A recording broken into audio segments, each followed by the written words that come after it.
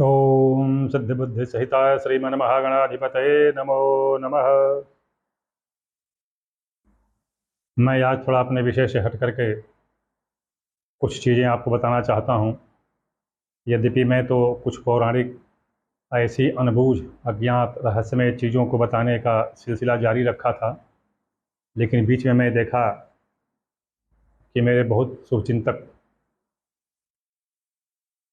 लगभग 1300-1400 लोगों का ये ऐसा आग्रह आ गया कि कुछ कुंडली के बारे में बताएं। तो उसी क्रम में मैं ये आज का वीडियो प्रस्तुत कर रहा हूँ। ऐसा होता है कि वर्तमान समय में बता रहा हूँ, चाहे वो मोबाइल से हो, चाहे वो लैपटॉप से हो, या जैसे भी हो, आज लोग कुंडली का सॉफ्टवेयर डाल करके और अपनी कुंडली खुद देखने लगते हैं। जबकि मैं बता चुका हूँ कि कुंडली में डाला गया सॉफ्टवेयर कहाँ से, वो कंप्यूटर अपने आप तो जनरेट क्रिएट करता नहीं है। वो मुझे जैसे पंडित है, कोई उसमें डाटा फीड करते हैं, फिर उसी का वो विवरण देता है। तो अभी मैं आपको ये एक विशेष चीज़ बता दूं कि गोचर और अस्थाई कुंडली में दो भाव होते हैं। एक जन्म के समय ग्रहों की जो स्थिति होती है वो अस्थाई होती है, और एक गोचर होता है। गोचर में लगातार ग्रह अपनी निर्धारित कक्षा में नियमित रूप से भ्रमण करते रहते हैं, और इस तरह से लोगों का भाग्य बदलता रहता है, ग्रहों का प्रभाव बदलता रहता है। तो अभी आप प्रश्न उठा सकते हैं कि क्या इसकी गणना उसमें सॉफ्टवेयर में नहीं की जा सकती है? बिल्कुल ही नहीं। पूछिए कैसे। नित्य प्रति होने वाले कृत्रिम विक्षोभ,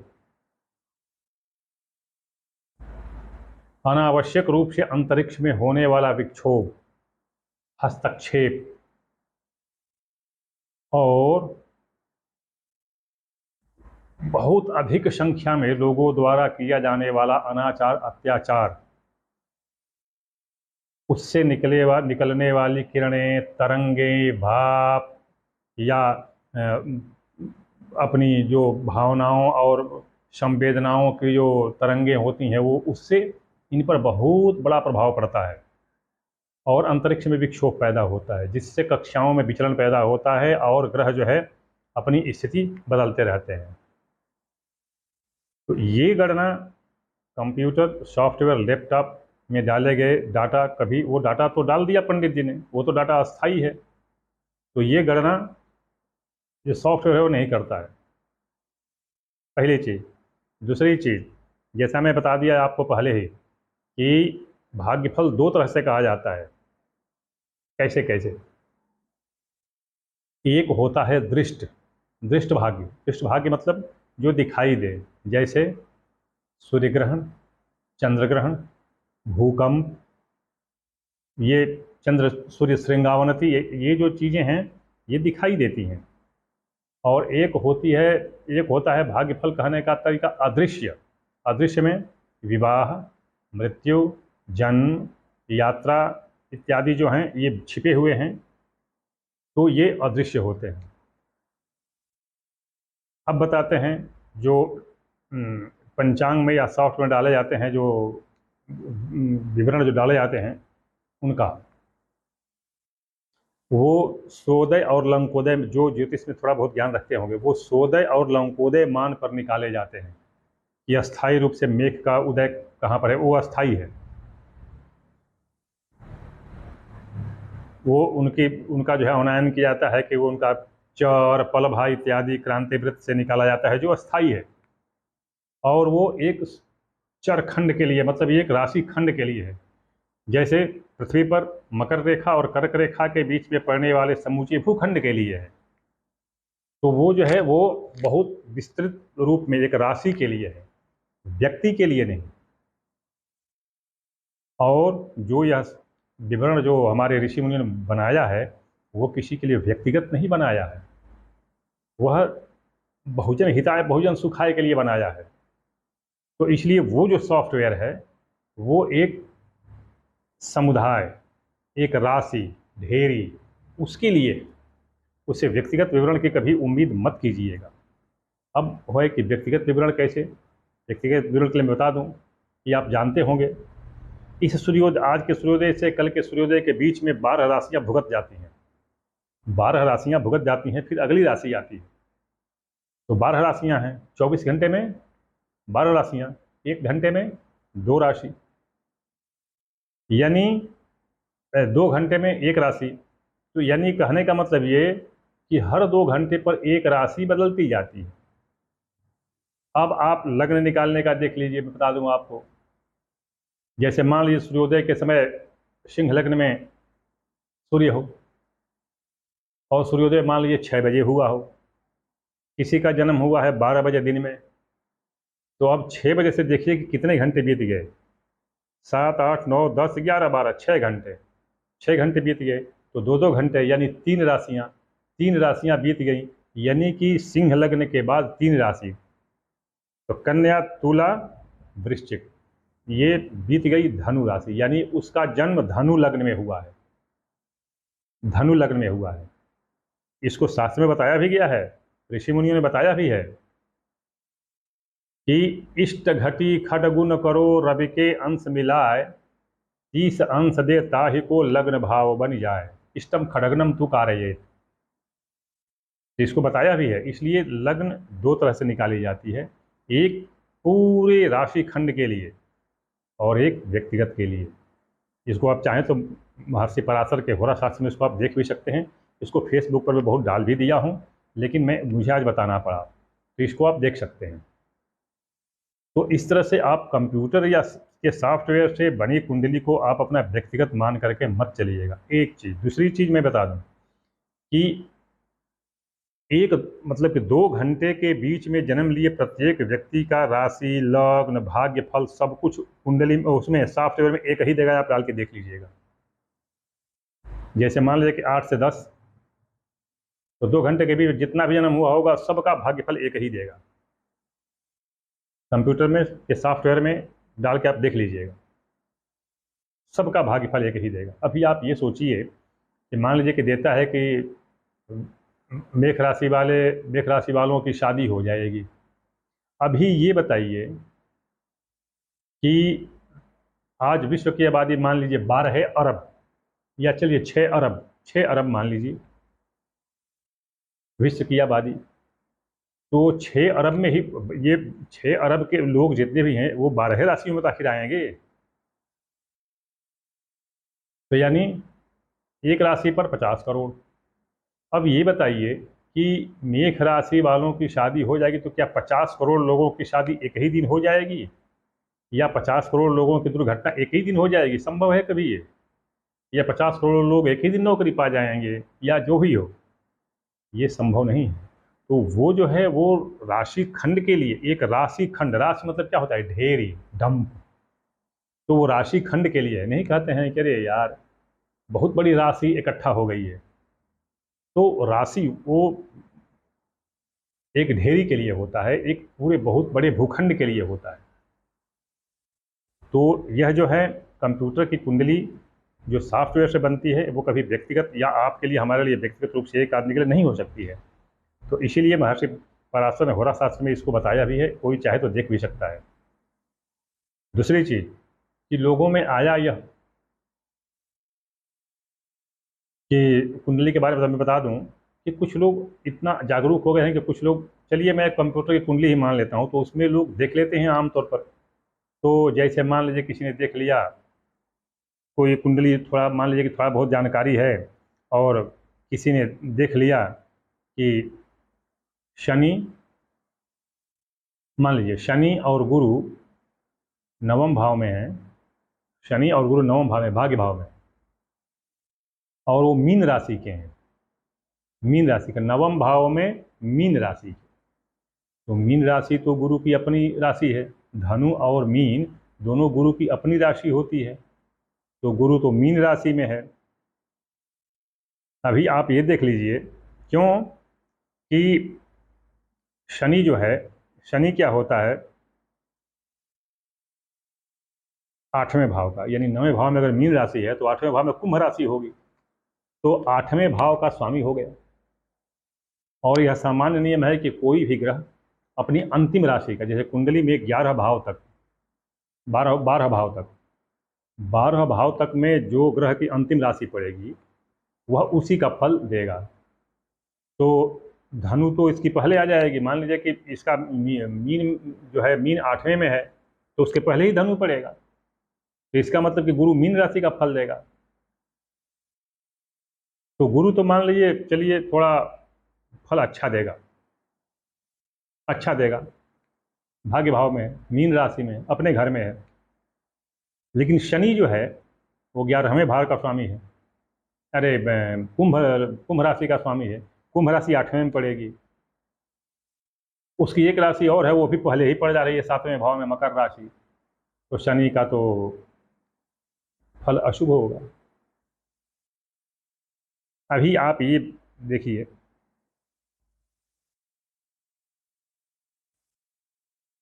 कि इसका, इस शनि का अशुभ भाव निश्चित है, अशुभ फल निश्चित है।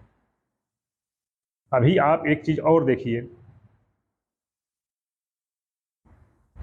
संयोग देखिए, संयोग में बता रहा हूं, मतलब हर कुंडली में नहीं कह रहा हूं मैं, संयोग देखिए कि अगर मान लीजिए मंगल 12वें भाव में हो, तो मंगल 12वें भाव में हो तो जो गुरु का थोड़ा बहुत अच्छा प्रभाव है, फल है, वो भी नष्ट हो जाएगा। क्यों? क्योंकि सप्तम केंद्र भाव का स्वामी मंगल जाकर के 12वें भाव में बैठ जाएगा, तो इसका अशुभ फल, मतलब ये अशुभ फल ही मिलेगा। लेकिन लोग कहते हैं कि नहीं, भाग्य भाव में शनि और गुरु, आप खुद ही देख लीजिए, अगर थोड़ा बहुत ज्ञान है तो आप थोड़ी खुद ही देख लीजिए, और ये लोग बता भी देंगे। लेकिन एक बात ये देखिए, मैं बताऊं आपको थोड़ा सा,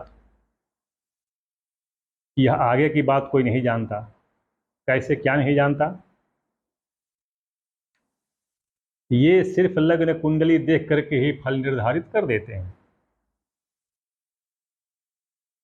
इसके लिए आगे भी देखना पड़ता है, नवमांश, सप्तमांश, खष्टांश, ये कुंडलियां जो हैं ये भी देखना पड़ता है सही फल के लिए।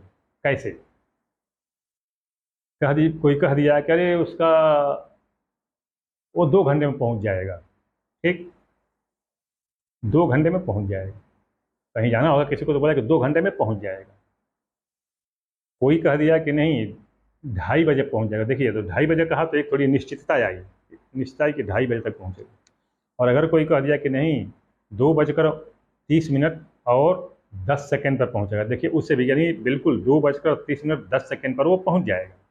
तो आप देखिए 10 सेकंड जब आ गया तो इसका मतलब कोई निश्चित हो गया। ठीक इसी तरह से लग्न, नवमांश, सप्तमांश, षष्ठांश, षोडशांश, ये कुंडली होती है। तो अब देखिए, अगर मान लीजिए नवमांश कुंडली में, देख लीजिएगा, नवमांश कुंडली में शनि और गुरु, शनि और गुरु, जो शनि और गुरु अशुभ फल दे रहे हैं लग्न कुंडली में, मान लीजिए नवमांश कुंडली में शनि और गुरु दोनों अपनी ही राशि के केंद्र में बैठे हों, अपनी ही राशि के केंद्र में बैठे हों। हालांकि ये संभव नहीं है, संभव नहीं है, क्योंकि जब शनि केंद्र में होगा तो गुरु कोण में होगा, गुरु कोण में होगा तो शनि केंद्र में होगा। तो चलिए केंद्र में न मान करके मैं कोण में ही मान रहा हूँ, कोण में ही मान रहा हूँ। मान लीजिए शनि कोण में हो गया, गुरु केंद्र में हो गया, या गुरु केंद्र में हो गया, शनि कोण में हो गया। इसमें नवमांश में, और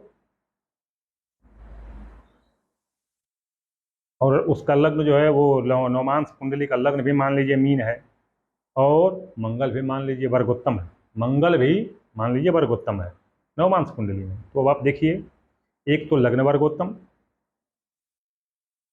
एक मंगल वर्गोत्तम, और लग्नेश, नवमांश कुंडली का नवमांशेश वही लग्नेश, अपने राशि में केंद्र या कोण में, मान लीजिए केंद्र में ही बैठा हो, जो कोण में ही बैठा हो, कोण में बैठा हुआ है, तो यह व्यक्ति अत्यंत भाग्यशाली, परम ऐश्वर्यशाली, धन धान्य से परिपूर्ण, सुख समृद्धि ऐश्वर्य सम्मान पाने वाला बहुत सम्मानित व्यक्ति होगा। लेकिन इसमें एक बात होगी, वो क्या? थोड़ा विलंब लगेगा। विलंब क्यों? क्योंकि लग्न जो बड़े तौर पर है, तो लग्न कुंडली में शनि और गुरु का जो अशुभ प्रभाव है वो थोड़ा मिलेगा, तो इसलिए लग्न और गुरु का थोड़ा प्रभाव मिलेगा, और ये प्रभाव समाप्त होते ही कुछ समय बाद ये राजयोग का समय आ जाएगा और वह आदमी ऐश्वर्यशाली हो जाएगा। इस तरह से आप ये एकाएक केवल लग्न कुंडली देख करके निर्धारित मत कर दीजिए कि ये अशुभ योग है, ये शुभ योग है, ये पापी है, ये पुण्य वाला है। ऐसा नहीं होता है। मैंने यह इसलिए कहा क्योंकि मेरे पास कम से कम देख रहा हूँ तो, अरे फेसबुक पर मैं हूँ और देख रहा हूँ सब्सक्रिप्शन भी लोग करते हैं। चलिए कोई बात नहीं है, सब्सक्राइब करते हैं, ये उनका अपना मेरे प्रति शुभ चिंता है, और हो सकता है मेरे प्रति कुछ सद्भावना रखे हों तो सब्सक्राइब करते हैं लोग, लाइक करते हैं, कमेंट करते हैं लोग, संदेश भेजते हैं। तो इस तरह से मैं ये देखता हूँ कि इतने जो कुंडलियाँ मिलती हैं मुझे, जब मैं कहता हूँ कि भाई मुझे हाथ की बनी हुई कुंडली, कंप्यूटराइज नहीं, हाथ की बनी हुई कुंडली किसी पंडित ने बनाई है तो हमको भेज दीजिए, तो वो क्या करते हैं कि वो एक लग्न कुंडली भेज देते हैं। तो मेरे बस की तो बात नहीं है कि लग्न कुंडली से मैं किसी का फल बताऊं। वो तो टीवी पर आते हैं लोग जो सेलिब्रिटी होते हैं, वो फटाफट निकाल कर बता देते हैं कंप्यूटर से। वो तो मैं न करता हूँ न करूँगा। दूसरी बात बता दूँ, मैं बिल्कुल एकदम, मैं 30 वर्ष तक फौजी रहा हूँ। फौजी आचरण, सभ्यता, व्यवहार, बुद्धि मेरे अंदर कूट कूट कर भरी है। इसलिए मैं बिल्कुल स्पष्ट भाषा में, लठमार भाषा में किसी को जवाब दे देता हूँ। मुझे न जजमानी करनी आती है, न मैं जजमानी करता हूँ। मुझे 80,000 रुपये पेंशन मिल जाती है, पर्याप्त है। माता रानी की दया से खेती बाड़ी भी अच्छी है, तो खाने पीने का सब काम चल जाता है। तो इसलिए मुझे ये आशा नहीं है कि मुझे कोई इसका मुझे दक्षिणा देगा और क्या करेगा। जी नहीं, ये नहीं। तो इसलिए मैं, होता है कंप्यूटर को जो कुंडली लोग भेज देंगे तो पंडित जी क्या करेंगे, कुछ ना कुछ उसमें बता करके और कुछ अपनी दक्षिणा उसमें वसूल लेंगे। मेरे बस की बात नहीं है ये, न मैं करता हूँ न करूँगा। जो बात स्पष्ट होती है वो बता देता हूँ। मैं इस वीडियो के माध्यम से यही बता रहा हूँ कि कृपया कोई मेरे पास अपना भाग्य फल देखने के लिए केवल वो लग्न कुंडली ना भेजे। अगर उनके पास हाथ की बनी हुई कम से कम 4 तो हमको चक्र चाहिए ही चाहिए। लग्न कुंडली, चंद्र कुंडली, सप्तांश और नवांश। चंद्र कुंडली तो खैर मैं निकाल लूँगा। लग्न कुंडली, नवमांश, सप्तांश और षष्ट्यांश, ये 4 चक्र मेरे पास होने चाहिए तो मैं कुछ बता सकता हूँ। अन्यथा अगर कोई ज़बरदस्ती दबाव देगा तो मुझे वही झूठ बोलना पड़ेगा और तुष्टि के लिए, आत्मतुष्टि के लिए कुछ कहना पड़ेगा। तो मैं ये 2 बातें आपसे बता दिया कि कंप्यूटर की कुंडली को अपनी व्यक्तिगत कुंडली मानकर मत चलिए। अगर उसमें देखते ही हैं, चलिए ठीक है, अगर कंप्यूटर कुंडली देखते ही हैं तो उसमें कुछ देख लिया गया कि गुरु नीच का है, शनि 7 केंद्र में बैठा है, वैसे ये तो बड़ा अशुभ फल होगा। जी नहीं, ऐसे मत कीजिए। उसको देखिए कि वो वर्गोत्तम है नहीं है, नवमांश में कहाँ है, सप्तांश में कहाँ है, ये सब देख करके तब निर्धारित कीजिए। क्योंकि वो शनि जो उसमें अशुभ है बहुत शुभ हो सकता है, बहुत शुभ हो जाएगा, बहुत शुभ हो जाएगा। तो आगे हो सकता है मैं अगले वीडियो में कुछ और भी बताऊं कुंडली के बारे में और ग्रह के बारे में। लेकिन आज के लिए अभी इस वीडियो को यहीं पर समाप्त करता हूं, क्योंकि डाटा इतना है नहीं कि अपलोड करने में डाटा मेरा खप जाए। तो इसलिए अभी मैं यहीं पर समाप्त करता हूं। ओम नमः चंडिकायै।